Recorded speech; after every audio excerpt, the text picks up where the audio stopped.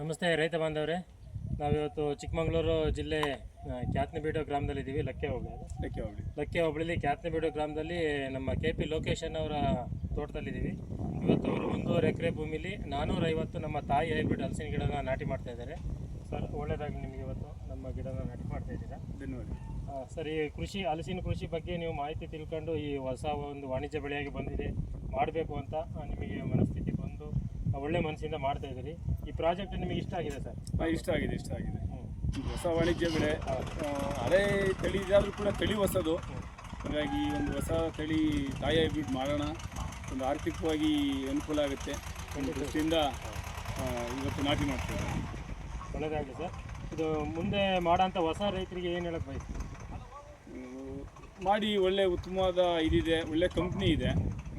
ಒಂದು ನಂಬಿಕೆ ಇಟ್ಟು ಮಾಡೋದು ರೈತರ ಕೆಲಸ ಅಷ್ಟೇ. ಮುಂದಿಂದು ಫಲ ಅದು ಮುಂದೆ ಬಿಟ್ಟಿದ್ದು ಎಲ್ಲದೂ ಒಳ್ಳೆಯದಾಗಲಿ ಅನ್ನೋ ದೃಷ್ಟಿಯಿಂದ ಮಾಡ್ತಾಯಿದ್ವಿ. ಬೇರೆಯವರು ಕೂಡ ಮಾಡೋರಿಗೆ ಸಪೋರ್ಟ್ ಹೇಳ್ತೀವಿ, ಮಾಡಿ ತೊಂದರೆ ಇಲ್ಲ ಅಂತ ಹೇಳಿ ಸರ್. ಒಳ್ಳೆಯದಾಗುತ್ತೆ.